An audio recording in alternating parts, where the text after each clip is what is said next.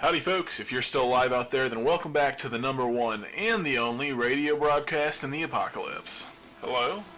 Is this thing on? Well, listeners, I have some good news and some bad news. The good news is that I finally cleared the building and the station is officially zombie-free. The bad news is it took me 3 days to do it. Having an injured knee sucks. It was slow going. I had to take frequent stops to get a break from the pain, and I spent more than a couple nights passed out in whatever room had a lock on the door, but eventually I managed, and that's what counts. Which is another good thing, listeners, because now I can give you a house tour. Station tour? Office tour? Whatever, it's home for now. Before that, though, I have a bit of a hypothetical for you. If a tree falls in a forest and there's no one around to hear it, does it still make a sound? Better yet, if a body is tossed out of a window, by me specifically, and there's no one around to hear it for miles and miles and miles, but a horde of the dead large enough to fill a stadium, does it make a noise? The answer is yes, of course. The lack of observation doesn't remove something from existence, and the noise actually draws the horde out in front of my building, which is less than ideal. I should probably give you all an update on the Z situation. Thanks to my less than stellar decisions, the horde out in the street is blocking me in, so unless I feel like taking the rooftops, which isn't an option with my knee, I'm stuck here for a while. The zombie that I shouldered past at the top of the stairwell, still at the door, his jacket is still hideous, and I've decided to call him Bob. Speaking of which, morning Bob. Guess he's not a morning person. Or a living person. Co-workers, what can you do? Where was I? Station tour. Right. So, the door I came in on is actually on the second floor. And there's not really anything on the first floor except for an empty garage and a staircase leading up to it. I'm currently sat in the broadcast center, chilling at the desk with one of those refreezable cold compresses on my knee, which is still a ungodly color. There's power, so there's actually working freezers, which is fantastic. There's a couple windows against the wall, one of which is broken, actually. It's missing the glass, and so I can see out of it. And there's actually an old woman zombie hanging out of the window across the street. She was actually there last night, too.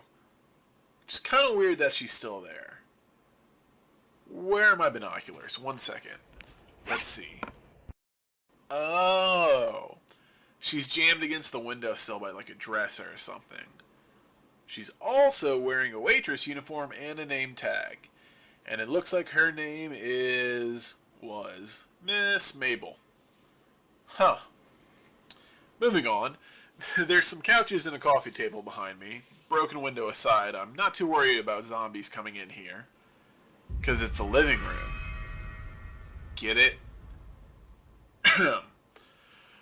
There's not really that much else on this floor. The broadcast equipment takes up most of the space, and the couches take up the rest. It's carpet, unfortunately, and there's brains all over it from my unfortunate encounter last episode. I was beside myself, but the zombie was all over the place. Literally. Upstairs seems to be the living quarters. There's an office, a bedroom, and a spare room. You have no idea how nice it is to sleep in an actual bed for once. After months of sleeping in abandoned cars and on hard ground, I didn't think my back would ever recover. Unfortunately, I'm still tall as shit, so my feet still hang off the end of the bed, but, you know, what can you do? My hopes of a hot shower were, unfortunately, crushed before they could be started. The bathroom has no water. Actually, the whole building has no water, which is ironic because we have electricity.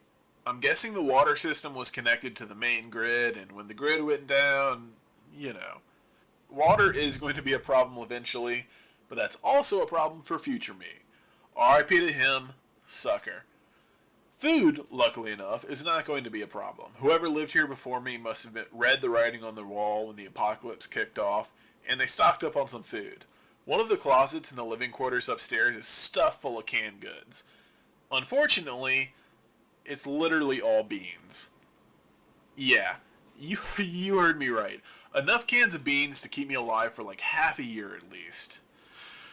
At least it's all different types of beans. I think I would go insane if I ate only one type of bean for 6 months straight. Whoever lived here must have been a madman, or just really liked beans. I might be eating beans right now. Don't judge me. Speaking of whoever lived here before, I figured out how the station has power. My first guess was right, because when I finally made it up to the roof of the station, it is covered in solar panels. Aside from this tiny little clear space next to the radio tower, there isn't a single inch of roof that isn't hidden beneath glass and photovoltaics. As long as I can keep them clean and clear, power won't really be a problem, which means I can keep doing these broadcasts, listeners. I know y'all would miss my lovely, lovely voice. Which I imagine is the only voice you're hearing, unless you're with a group. It's lonely out there, I know, just you, whoever you've managed to scrounge together, and a world full of undead assholes. But hey, could be worse. At least we're all still alive. Speaking of alive, you will never guess what I found hidden in one of the desk drawers. Remember how I said one of the windows was broken? The one I dumped our unfortunate ex-roommate out of? Apparently it's been like that for a while, because some animals must have gotten in. There's a bird's nest in the desk drawer, and it actually has eggs in it. I've honestly never seen eggs this color. They're tiny, like only an inch or two across, and this brilliant, like, light blue turquoise speckled with green. It's beautiful. It's crazy to think. My world, everyone's world ended, and the earth just kept on spinning. It's hopeful, in a way. If it can keep moving, if nature can keep moving, maybe so can we. Unfortunately, only one of the eggs is still intact. Maybe the others got damaged during our struggle with the Z in the building. Hope it wasn't my fault, but hey, we might have a roommate soon if this egg survives. Speaking of things in desk drawers, I found an actual cassette tape in one of the others. Yeah, you heard me right, a cassette tape in the year of our Lord 2024. And it actually has modern music in it, so it's not like an antique or anything. Which is crazy, because I haven't seen one of these since I was like 10. Should we play it? I think I recognize some of these song names, but I haven't listened to them before. Whoever lived here before us had some interesting taste. Well, folks, welcome to the first installment of our brand new section called Rating a Dead Guy's Music Taste. You can't see it, but I'm doing jazz hands.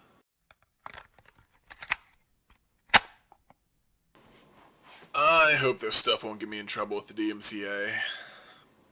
Wait a second, it's the apocalypse. I don't have to worry about that. Tell you what, if any of you assholes at the copyright offices are still alive and you really, really want to tell me to stop, here's how you find me. Just head into town, take a left at the abandoned car, a right at the library, and when you've hit the horde of zombies, you'll have made it to the radio station. And hey, if you can make it past the horde, you're welcome to come a-knockin'. Until then, though, I'm gonna play whatever the hell I want.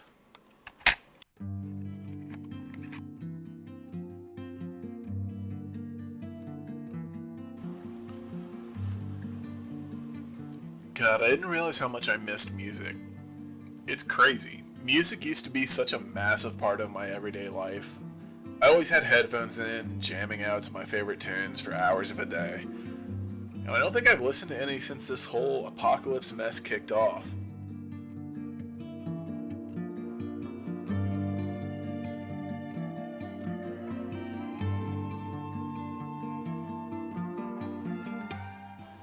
It's just too dangerous. Playing from speakers could draw Z's to you, and wearing headphones could be the difference between hearing a zombie sneaking up on you and, well, not.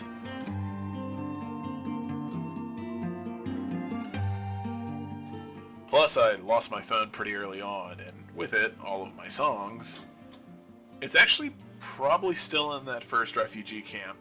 That one that got overrun a week after I got there. All those people, and I couldn't do a thing to help. When it got overrun, I was on the other side of the camp from my tent, and I had to scram without most of my stuff. I was lucky, at least. I was able to contact my friends before I lost my phone, and set up a rendezvous spot. The rendezvous spots. I made it to the first one after my friends, picked up a note saying where they were headed next, and kicked off the world's worst game of hide and seek, spread across half the United States. Between avoiding white zones and survivor gangs, it was impossible to estimate how long it would take to get anywhere. And half the time I'd get to our destination just to find out that they'd been there a week before I had, and they had to leave with another note to their next destination. The other half of the time I'd get there first, and I'd be forced to leave, either by Z's, survivors, or even the weather. I miss them. I guess I'm not making that next rendezvous. I hope they're okay.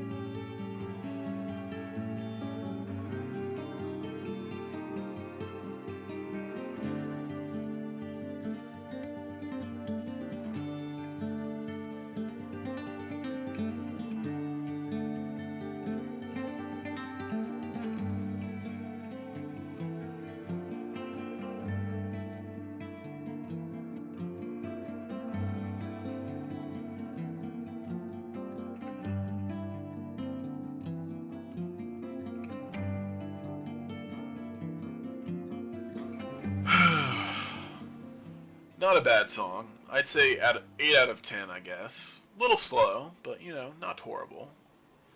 Listeners, be sure to let me know what you think. Just write down your rating, fold it into a paper airplane, and just throw it.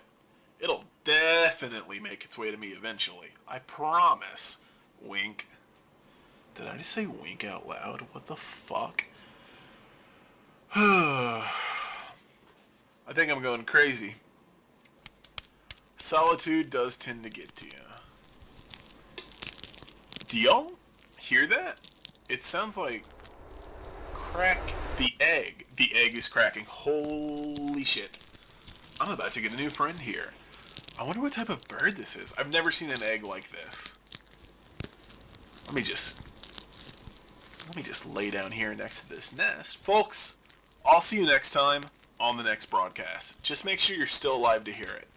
Now I'm going to supervise this egg. What a fucking sentence. Come on, little buddy. Come on, little buddy. Come on. You can do it. You can do it. Oh!